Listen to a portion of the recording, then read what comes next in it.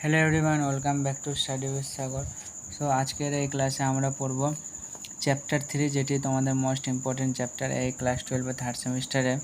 So এখান থেকে আমরা আজকে পড়ে নেব ফ্যামিলি, অর্থাৎ পরিবার কাকে বলে, এর পুরো কনসেপ্টটা এই ক্লাসে আমরা বুঝে নেব ফ্যামিলি। আর এর আগের ক্লাসে আমাদের চ্যাপ্টার 2 অলরেডি কমপ্লিট হয়ে গেছে, আর চ্যাপ্টার 1ও কমপ্লিট হয়ে গেছে। যারা ওই ক্লাসগুলো এখনও পর্যন্ত দেখেনি তারা অবশ্যই সেই ক্লাসগুলো দেখে নেবে। সো শুরু করা যাক ফ্যামিলি। প্রথমে আমাদেরকে যেটি পড়ে নিতে হবে সেটি হচ্ছে পরিবারের ধারণা, অর্থাৎ কনসেপ্ট অফ ফ্যামিলি। সো এই লাইনটি তোমাদের খুব গুরুত্বপূর্ণ, এটি মনে রাখবে। পরিবার হলো মানব সমাজের সর্বাধিক গুরুত্বপূর্ণ একটি বিশ্বজননী প্রতিষ্ঠান। এখান থেকে একটি এমসিকিউ হতে পারে, দেখে নাও। পরিবার হলো মানব সমাজের সর্বাধিক গুরুত্বপূর্ণ একটি কি বা ড্যাশ, সেটি হবে বিশ্বজননী প্রতিষ্ঠান। সো এই লাইনটি তোমরা মনে রাখবে। এবং পরবর্তী আমরা পড়ব পরিবারের সংজ্ঞা, অর্থাৎ তোমরা জানো পরিবার কাকে বলে, অর্থাৎ ফ্যামিলি কাকে বলে। পরিবার হলো মানব সমাজের একটি সর্বাধিক প্রতিষ্ঠান, এটি তো আছে। সো এখানে কিছু বিভিন্ন সমাজতাত্ত্বিকগণ নিজেদের সংজ্ঞা দিয়েছে, সেগুলো আগে আমরা পড়ে নেব, তারপরে বইয়ের ভাষাটি যেটা লেখা আছে সেটি পড়ব। সো প্রথমে মেকওভার ও পেজ বলেছেন, পরিবার হলো এমন একটি গোষ্ঠী যার মাধ্যমে সুনির্দিষ্ট যৌন সম্পর্ক বর্তমান থাকে এবং সন্তান উৎপাদন ও প্রতিপালনের কাজে যা সুনির্দিষ্ট ও স্থায়ীভাবে নিযুক্ত থাকে। সো বুঝতে পারলে এই লাইন এই মেকওভার ও পেজের এই পরিবারের সংজ্ঞাটি তোমরা মনে রাখবে। পরবর্তী দেখে নাও, কিংসল ডেভিসও তার গ্রন্থে হিউম্যান সোসাইটি গ্রন্থে বলেন, পরিবার হলো পরস্পরের মধ্যে রক্তের সম্পর্কের ভিত্তিতে গড়ে ওঠা ব্যক্তিবর্গের একটি গোষ্ঠী। এই গোষ্ঠীর সদস্যরা হলো পরস্পর আত্মীয়। সো বুঝতে পারছো পরিবার কাকে বলে। পরিবার হলো অর্থাৎ কিংসল ডেভিসের মধ্যে পরিবার হলো পরস্পরের মধ্যে রক্তের সম্পর্কের ভিত্তিতে গড়ে ওঠা ব্যক্তিবর্গের একটি গোষ্ঠী। এই গোষ্ঠীর সদস্যরা পরস্পরের আত্মীয় হয়ে থাকে। এমন আরও বিভিন্ন সমাজতাত্ত্বিকগণ বলেছে, এবং উপরোক্ত সমাজতাত্ত্বিকগণের আলোচনার ভিত্তিতে এটি বলা যায়, পরিবার হলো দুই বা ততোধিক ব্যক্তির এক সম্বন্ধিত গোষ্ঠী যা গঠিত হয়েছে বৈবাহিক সম্পর্ক, রক্তের সম্পর্ক বা দত্তক গ্রহণের ফলে সৃষ্ট সম্পর্কের ভিত্তিতে, যা নির্দিষ্ট একটি বাসস্থান গড়ে তুলেছে।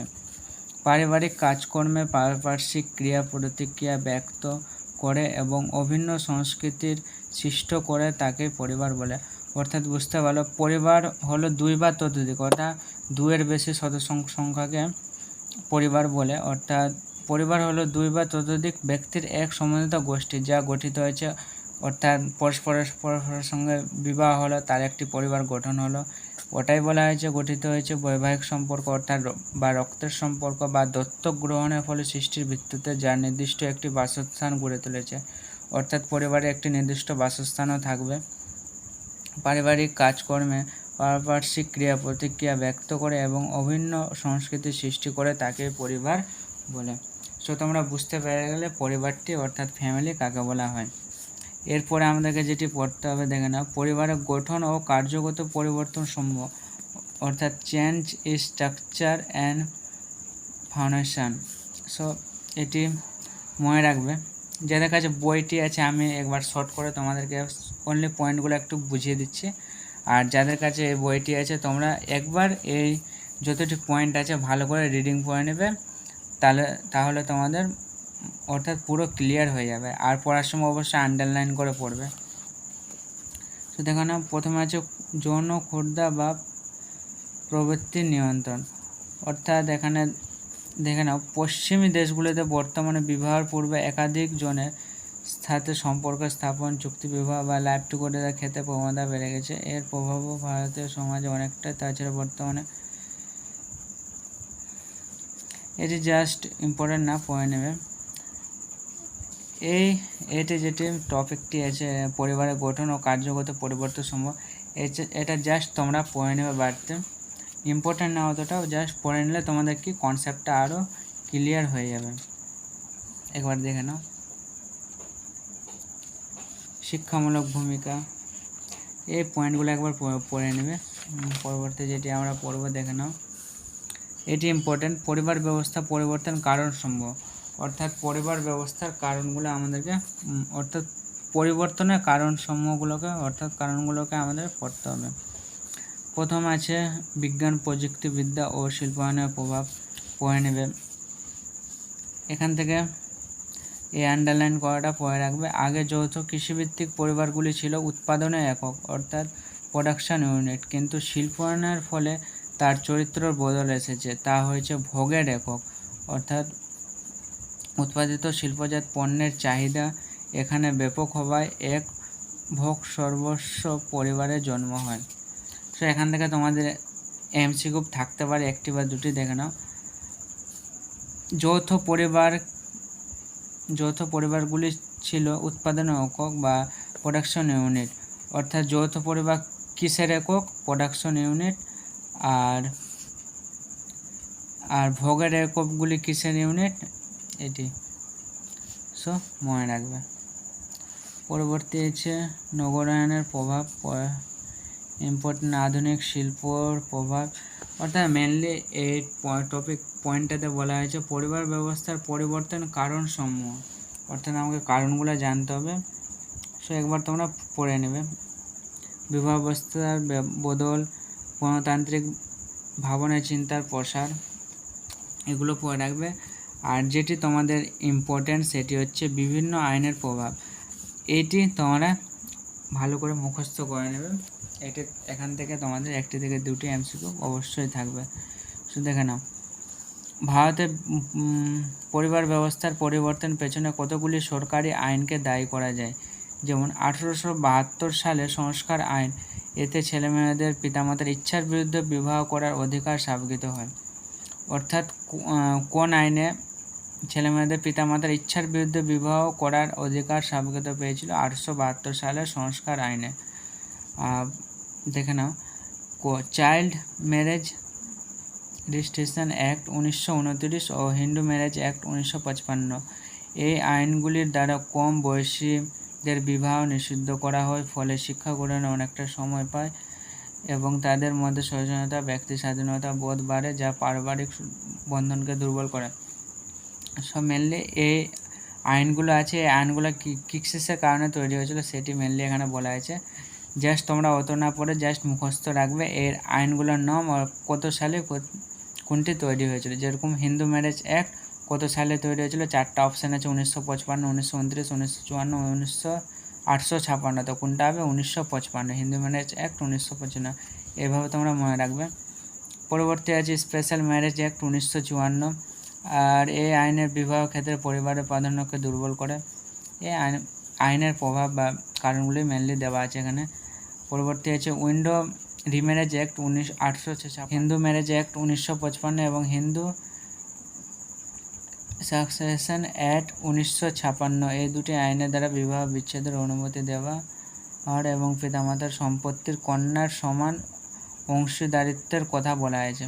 সো এখান থেকে তোমাদের একটি কোশ্চেন থাকতে পারে, কোন সালের আইনে পিতামাতার সম্পত্তিতে কন্যার সমান অংশীদারিত্বের কথা বলা হয়েছে? 1956 সালের আইনে এই আইনটিতে বলা হয়েছে। সো এভাবে তোমরা পড়ে রাখবে। যেটি আছে 1, 2, 3, 4, 5, মেনলি 7-8টে আছে, তোমরা পড়ে রাখগুলো তোমরা ভালো করে পড়বে বাড়িতে, দেখে নাও। যেভাবে পড়তে বললাম ওইভাবে পড়বে, সালগুলো মনে রাখবে ও এই অ্যাক্টগুলো নামগুলো মনে রাখবে জাস্ট, তাহলে তোমাদের হয়ে যাবে। পরবর্তী যেটি আছে নারী আন্দোলন, নারী স্বাধীনতা, এটি পড়ে নেবে, ইম্পর্টেন্ট অতটাও না। আর পরবর্তী আছে দেখে নাও পারিবারিক ব্যবস্থার সম্পত্তিক প্রবণতা, অর্থাৎ recent Trends in family pattern, এটি পড়ে রাখবে। মানুষ সমাজের এই পরিবারে হলো সর্বাধিক গুরুত্বপূর্ণ প্রাথমিক গোষ্ঠী। আর এখানে মেনলি কয়েকটি পয়েন্ট দেওয়া আছে, পারিবারিক কাঠামোগত ভাঙন, পরিবারের কেন্দ্র, অর্থনৈতিক অবসান, এগুলো জাস্ট পড়ে রাখবে।